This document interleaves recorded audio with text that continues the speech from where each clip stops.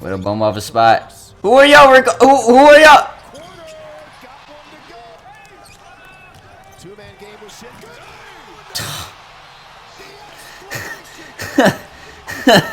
Okay.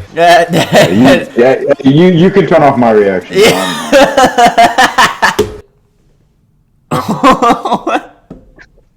It No, does. don't tell me you recorded that, bro. Don't delete that. Welcome to the Mr. Bobcats podcast. I'm your host, Will. It was Chris. And Hornets Lose. Hornets lose. Yes. Hornets lose at the Rockets. 128 to 119. The Hornets led the first half of the first quarter. And then we never had a lead again because, usually we get off the slow first quarter starts. And I was like, wow, we might actually lead after the first quarter. We were up, and then all of a sudden the Rockets had 40 points in the first quarter, and we were down 12. So what are you going to do with that? As far as the box score goes, Hayward was 17 on 6 of 11. Washington with 23 on 8 of 13, 5 of 6 from 3. Mark Williams, 9 points, 6 rebounds. Terry Rozier, 10 of 21, 21 points. LaMelo Ball had a little bit of a bounce back game. I'll say he had a bounce back fourth quarter because he definitely was our best player in that fourth quarter. He had 19 points on 7 of 15.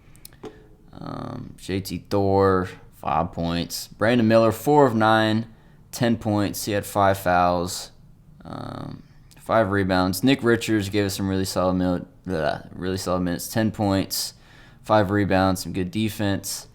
Dale Maladon, 5 points, 6 rebounds. He went out of the game in the third with a head injury. Londale elbowed him in the head, so get well soon, Teo. But Take your time. Yeah, please take your time. Anyways, as a team, we shot 50% exactly on the dot from 3, 40.7%, which is definitely serviceable. 11 to 27 from the free throw line, 18 to 25, 72%. Could be a little bit better, but we're getting there.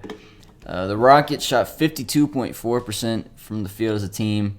The crazy stat is 21-37 from 3. They shot better from 3 than they did from 2. And half of their shots were three-point shots. 19 of 23 from the free throw line, so they shot less, but they made more. We had a lot of points in the paint this game, but it didn't matter. The Rockets made so many threes. Just easy threes, just simple drive and kick-outs to guys for 3. But yeah, Rockets were 0-3 coming into this game, and now they're 1-3. And your Hornets fall to 1-3. First thing I want to address is this first quarter issue. This happened the last 3 games. We gave up 42 points to the Nets in the first quarter. We were down by 11 against the Pistons in the first quarter. Same thing with this game. We were down by 12 in the first quarter, 39 to 27. And it was, like I said, really promising the first half of the first quarter. We were up, and then we just lose it. It's really hard to win these games when you dig your own hole, and they're trying to climb themselves out of it, but like dirt keeps piling on top of them. Because the biggest lead of the game was 18. That was in the second quarter. And then we got it down to 3 by the end of the first half. And then for the rest of the second half, we got to like 7 in the third. And then we got to 5 in the fourth after that Brandon Miller 3. And then we could just never get close. So how are we supposed to win games if we're getting off to such bad starts? Moving forward, what can we do to prevent this from happening again? Got to fix the first quarter. Games are all about how you start, right? If you don't start well, you're gonna fall far behind, and it's just, I don't know, it's just hard to watch, especially the first quarter of every game when you're already letting 42 points, 40 points, 35, whatever. It's crazy, and it's just, again, lack of defense, lack of getting off to a hot start. I feel like our offense is there. It's just the defense. I've never seen so many teams play against us. I know it's the beginning of the season, but I've never seen so many teams play against us and just have so many open shots, especially in the first quarter, And it's just like, come on. And again, to prevent it, you gotta play defense. That's my only suggestion. There's not much else we could do, First quarter, Rockets went on a 25-9 run. Van Vliet had 13 points, Jalen Green 11. And Jalen Green didn't really do anything for the rest of the game. That first quarter, too, Rozier had 3 turnovers. Brandon Miller got in a foul trouble early. Second quarter, we did come back. We went down by 18. We managed to get it all the way back down to 3. And PJ was playing great in that first half. He went 4 for 4 from 3. Hayward was keeping us in the game. So, I mean, after the first half, I felt pretty good. And I felt it was crazy because LaMelo didn't play the entire second quarter. We were making that run with Theo Maledon. Who would ever believe that is a possibility? Yeah. LaMelo had maybe 2 or 3 minutes in that second quarter, picked up another foul, I believe it was, and then just sat out. So Melo got benched, and we came back. And at halftime, we were only down by 3. PJ had 14, Hayward 12. We had the advantage in the points in the paint, the second chance points, and we were still down. But it's just the shooting percentage, like you said, the defense. I don't know where we're going to get defense from. I think our team defense is okay enough, but individually, we can't stay in front of anyone. We're traffic cones out there. Also, the thing with the quarters is we start off really bad. Like the first 2-3 minutes of the quarter, we go down by 10 points and give up a run. And then that's when we're trying to dig ourselves out again. So not just the start of the first quarter, but the start of every quarter. We're just coming out slow. We just love to put each other in deep holes. Like, it's just every game. Every game. We love to play catch up. That's what we like. You know? We like to go down, the first 6 minutes, we'll go down by 15, 20. Then we'll say, hold on, let's give the Hornets fans some hope. We'll make it a 5-point game. Yeah, no problem, sure. And then we'll go back down by 25. Oh, yeah. It's like, why? Screw you. Like, why? Sorry what it feels people make money to go watch these people. Like, it's like they're edging us. It's like they enjoy. It's part of the script. So the Hornets like to edge us. But you think for a young team like us, you would get off the quick starts. Feels like that's the only way you can win games as a young team is get off to a quick start and hope you get the lead, and then the more experienced team has to come back from behind. But if you're a young team and you're getting off the bad starts, I mean, you can't expect a young team to rally back at the end of a game. Because there's not enough experience. Yeah. So, anyways, third quarter, by the end, we were down by 8. Once again, Rockets got off to a quick start, kind of slowly inched our way back in. Nick Richards, definitely his best game of the season. He outplayed Mark Williams this game. He had 2 blocks in the third and was keeping 0 goaltends. Yeah.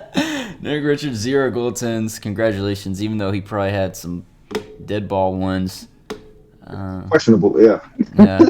Questionable. I thought that block he did have, I forget on who, I thought that was a goaltend at first, but it wasn't, so good job. But our defense, yeah, down the stretch with Nick Richards in there and Brandon Miller. Brandon Miller came back with 5 minutes left in the third. He caused 2 travels and a missed layup. But yeah, Mark Williams, Sengun got the best of him tonight. Like I said, maybe it's his frame. He was just getting pushed around, and Sengun was doing whatever he wanted with them. Yeah, LaMelo by the end of the third was 2 for 8. So we go into the fourth quarter. Again, another really bad start. Down by 15 with 10 minutes to go. And we came back. We ran a play. This is really interesting. We ran a play for Brandon Miller out of that timeout. Remember? We got him on like a little pin down, came around, hit a mid-range. And I was like, we ran a play for him. But even though LaMelo did have a good end of the game, I mean, he had some terrible defense. He let Aaron Holiday get like 2 wide open threes on him, was letting people blow past. He had the worst plus-minus at this point in the fourth quarter with negative 19. But Rozier, he gave us a lot of good points and was keeping us in the game because we couldn't stop the Rockets. But Rozier came, hit a 3, was getting some easy baskets around the rim. And then something we did was we went small like we did last game against the Nets. Even though the Rockets weren't going small, they kept Sengun in, but originally we took Washington out for Hayward, which we thought he was going to come in for Miller. And then what ended up happening is we took Williams out for Washington. So then we had Washington, Hayward, Rozier, Ball, and Miller in the game, and that's who we ended. I mean, it was good enough, but obviously we lost, so it didn't really work. But LaMelo went 5 for 7 in the fourth quarter, hit 2 threes. That was easily the best stretch we've seen of him all season. Like you said, he comes in, he looks like he doesn't care, and he finally had some energy. And that's pretty often, like, that happens a lot with young players. Like, if their shot isn't falling, they're very disengaged on defense and offense. But once he sees the ball go in the rim, he definitely starts to amp it up a little bit. I wish he just had full effort all the time, but that was pretty much the game right there. We got it to 5 after Brandon Miller hit that 3, and then after that we couldn't get a stop. That was pretty much the game. Who would be your player of the game? I'd have to give it. That's actually really hard because I'll say this. First half it was P.J. Washington. I'll give it to Rozier. I mean, honestly, I'd have to do it by quarter, really. Or maybe by segment, because I give it to Rozier and LaMelo Ball in the fourth. Because Rozier went 6 of 10 in the fourth. LaMelo Ball was 5 for 7, so definitely those two. And then PJ was he was barely in, right?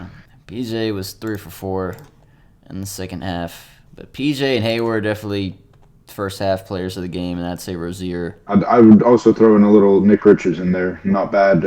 Fourth quarter as well for him. End of third, beginning of fourth. It's another great team effort, I thought.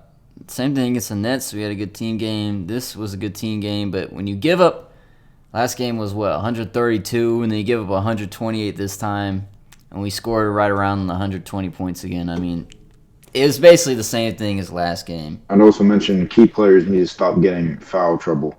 Miller, 5 fouls. Ball, 4 fouls. Last game, Ball fouled out. I believe the previous game, P.J. Washington fouled out. It's like the fouls are killing us, man. The fouls are killing us. Like for real though. It's like Miller plays 7 minutes, has 3 fouls. And especially for a young player like that, remember we talked about being engaged with LaMelo Ball. If you're not in the game as a young player and it's very staticky, your minutes, it's hard to get in a rhythm. And, I mean, he was 4 for 9 tonight, which is fine. I mean, the foul trouble, we know that's an inevitable for him at this point. But he only played 24 minutes this game compared to he was getting 35 previous games. But, Terry logged the most with 38, PJ 35, LaMelo 33.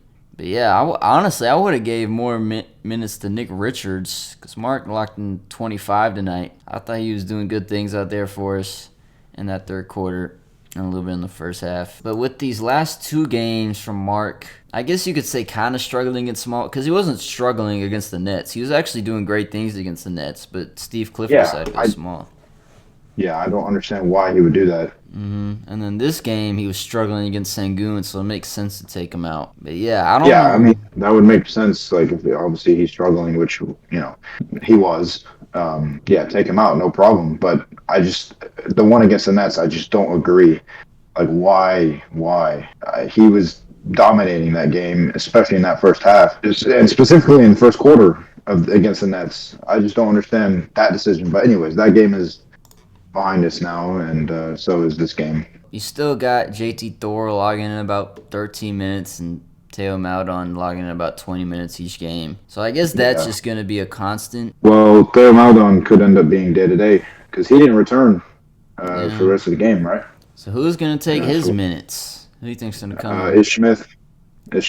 He'll probably be ready to go. No, I'm not even kidding. Like, he could be ready to go because there's no other. You could do Bryce McGowan's, but I don't know how Clifford feels about that. He'd probably end up giving it to Ish Smith. Because obviously Frank is out and Book Knight is out as well and Cody Martin's out as well, so it's probably going to end up going to Ish Smith. Because I don't know if you really trust Nick Smith Jr. yet. I wouldn't. No, we leave them for Greensboro Swarm. On the topic of defense, I mean, you want Mark Williams in there, right, for defensive purposes because he's an anchor around the rim. He got exposed a little bit one-on-one post play. I mean, that was kind of embarrassing. He needs to be more physical. You're a big dude. You're 7 foot. Come on. Yeah, not only him, but I mean, everyone got out physical. I mean, I didn't think the rebound, like, we got 10 more rebounds than them, but at the same time, we had more second chance points, but it just felt like, I don't know, they were just babying us. I'm pretty sure we had more points in the paint, right? Yep. Okay, then it's the three-pointer. So honestly, it had to do with rotations. I think it starts with LaMelo Ball. He would just leave his guy open and open, or like every single time. It's like, come on. And then Rozier and Miller. I remember that one play. They both got confused as who they were guarding on the rotation. Rozier ends up running to the paint while the guy is standing at the three. Yoo-hoo, he's over there. Go get him, bro. Yeah, that one killed us. That was definitely a momentum. That was the dagger right there. After that one, that's where it kind of just went downhill. I think today it was mainly perimeter defense that we lacked. I believe our interior defense, it wasn't bad at all. Nick Richards with 4 blocks, all interior. So yeah, dude, it was just perimeter defense. And what the Rockets made 10 more threes than us. I mean that just shows you. That shows 30 points right there. They just chalk up. Yeah. And then, like I said, we attempted more free throws, but we made less. So it didn't matter that we got to the line. We play offense. We score. They score. We miss. They score. We miss. They score. We miss them. That's just how it goes. And then maybe one day we'll decide we score. They miss. But who knows? Yeah, well, basketball is obviously a game of runs. When the other team's simultaneously going on runs while you're going Every on a quarter. run, yeah, every quarter, it's really hard to combat that, and it's like counterintuitive almost. I mean, like I said, we can go on a run, but sometimes it's too little, too late. Like a LaMelo Ball played great at the end of the game, but when you can't get a stop, it's extremely demoralizing. But I'm really hoping. Just LaMelo himself, I'm hoping he can take this into the next game. Because hopefully now that he's seen some shots go down, got some confidence. Because they said he hadn't made a 3 since Friday, and he saw 2 go down in the 4th. I can tell you the reason why. It's because he just chucks it up. Yeah. Instead it goes in. Gosh. Yeah, like you said, he looks like he doesn't care. Like he's very disinterested. It's weird. It's really weird. You can tell by his body posture. He's not really smiling as much as he used to. I don't know. Maybe he's just going through something. I don't know. Maybe too much commercials. Who knows? Maybe the book night contract, because he said that was his Twinsky, his for life ski. What does he say? Maybe LaFrance. Who knows? He did it for Theo Maladon. He saw Theo Maladon go down. He said he had to put on a masterclass in the 4th for him. Yeah, he said we'll still lose for you, but I'll perform. He's like, I'll get more minutes next game if you got a concussion. Thanks for that. Speaking of which, book night contract. Yep, we will not exercise his player options, so it's a given that he's probably not going to be back next year. But he's still traveling with the team and doing all that stuff. So he just had knee surgery. Who knows if he even plays this season? I don't know what. Yeah, and I would like to mention that same year we also drafted Kai Jones. So that is, in my opinion, two waste of draft picks. Surprisingly, the only person we kept was... Who was it? JT Thor. I forgot he was in that. So it's just crazy, isn't it, that we kept the second-round guy. And it's not even like he's a good player. If he was on any other team, he'd be out of the league. But we just need him to play. At least he's trying. Then we also exercised the option for Mark Williams, correct? I like him. I want him to stay. So No more games like this. yeah, you should step it up, buddy. Yeah, that paint was... It's kind of inconsistent, right? So it's like against the Hawks, he did well. Pistons, blah. Blah. Nets, good. And then today, blah. So maybe tomorrow, our next game against the Pacers on the 4th, I think it is. Maybe he'll do good. He's that pattern going. It's like Anthony Davis. He's like, on and off, right? Maybe I feel like taking a break today. Yeah. Well, Mel feels like taking a break every day. What are our predictions on the Pacers game? Fun fact, they just lost by 51 against the Celtics. Yikes. Yeah. And the Cavs don't have Jared Allen. They've been okay to start the season, but they should be tired playing us, and we'll have the fresh legs, you would think. So I'm going to say, I feel like I'm saying Hornets win every game. I'm going to say Hornets win by 13. also mention the matchup predictor. It is 60.5% to the Pacers and 39.5 to the Charlotte Hornets. No, LaMelo's going to carry all of this good energy into the next game. I think we got it. I think we're going to put everything together. Each game we've done something okay. I think we're going to put it all. Well, I am going to go with the Hornets win. That's all we got. The Mr. Bobcats podcast. I'm your host, Will. Goes Chris. We'll see you next time. Peace.